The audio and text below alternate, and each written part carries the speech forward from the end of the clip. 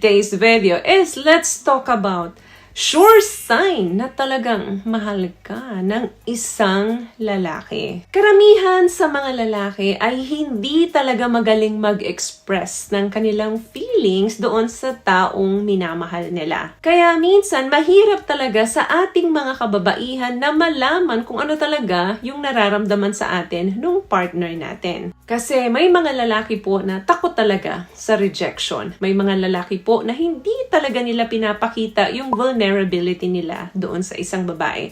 May mga lalaki po kasi na pakiramdam nila kapag madalas silang nag-express ng feelings, sign ng kahinaan ng isang lalaki. Pero hindi po. Sa aming mga babae, yan po ang kailangan namin sa inyo. Now, kung isa ka sa babae na nalilito at walang clarity kung ano ba talaga yung feelings ng partner mo sa'yo, kung talaga bang mahal ka niya, this video is for you. Pwede mong makita sa kanyang action or sa kanyang body language kung talagang mahal ka ng isang lalaki. Number 1, kapag ang isang lalaki, mahal ka talaga niyan, gusto niyan, palaging nag-spend ng oras niya sa'yo. Sa unang stage ng relationship, yung mga lalaki, nagbibigay talaga yan ng space between the two of you kasi ayaw ng lalaki na ma-attach agad siya sa'yo ng ganun kabilis. Pero kapag na-fall na sa'yo ang isang lalaki or na-in love na sa'yo, hindi mo na mapipigil yan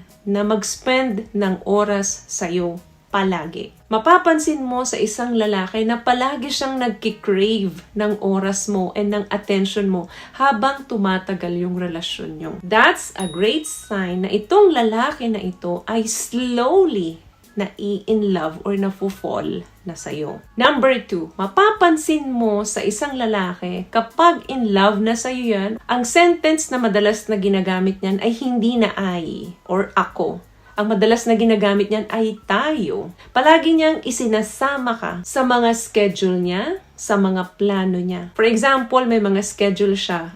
Sige, next time pupunta kami ng partner ko. Hindi na yung pupunta ako. Or sasabihin niya sa kakwentuhan niya, maririnig mo yan, manunood kami ng concert ng partner ko. Palagi ka na niyang kasama sa bawat plano niya. Kahit na doon sa maliliit na bagay. May mga researchers po na nagsasabi na kapag ang mag-couple daw ay nag-grow together, they naturally tend to talk about themselves as a unit, like we instead of I. Sign yan ng greater intimacy and satisfaction doon sa relationship. What I love about this product, itong No More Dark Secret ng K-Skin, bukod sa may advanced whitening na siya na kung saan pwede niyang matulungan na pumuti yung mga singit-singit mo, moisturizing, meron siyang anti-irritation, antibacterial, maintain healthy pH level. Hindi lang pambabae, meron din po tayong pang-lalaki. Another thing, he wants to make you smile.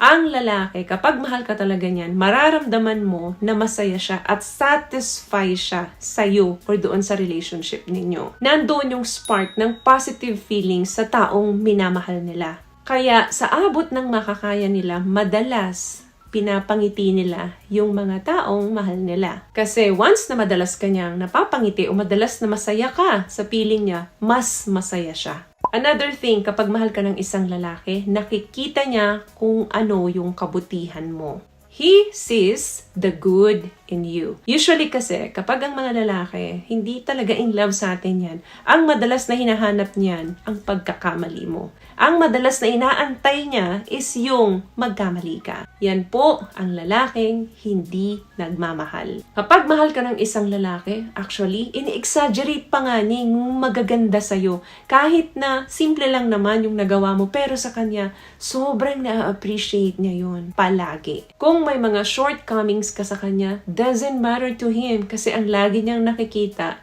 yung maganda sa'yo. Yes, oo, nakikita niya yung mga flaws mo. Hindi ka naman perpekto at wala naman talagang perpekto sa atin. Pero sa kanya, ang lahat ng yon ay baliwala. Dahil mas namumutawi sa kanyang paningin yung kabutihan mo at yung kagandahan kung ano yung meron ka. At hindi yung mga negatibo at yung mga pagkukulang mo. Ganyan ang lalaking nagmamahal. Another thing, mararamdaman mo sa kanya na ikaw lang or nasa priorities ka talaga niya. More than anyone, more than anything. ang isang lalaking nagmamahal ng tunay sa'yo, nararamdaman niya kung ano yung feelings mo. Ipinaparamdam niya rin sa'yo na importante ang feelings mo sa kanya. Sinisigurado niya na ikaw ang mauuna at hindi niya masasagasaan yung feelings mo.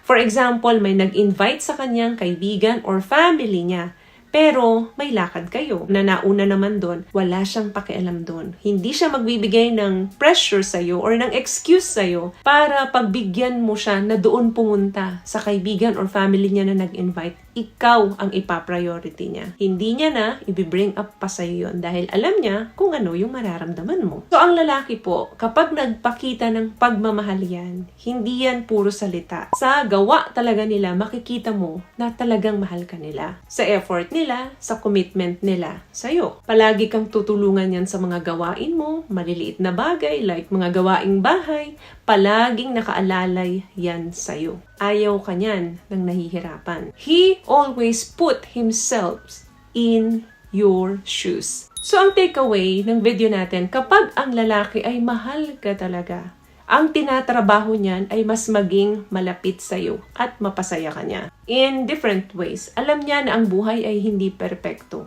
Pero sinisigurado niya na kaagapay mo siya. Sinisigurado niya na priority ka niya. And working hard to make you happy. So, may natutunan ka bang tips sa mga napag-usapan natin ngayon? At kung nagustuhan mo ang ating video, please give it a thumbs up, comment down below, and also share this video na rin po sa mga kaibigan na sa tingin yung matutulungan ng video natin. Once again, palagi po kayong mag-iingat at palagi po kayong manalangin. Thank you guys for watching and see you in our next one. Always love yourself and be a blessing. Bye!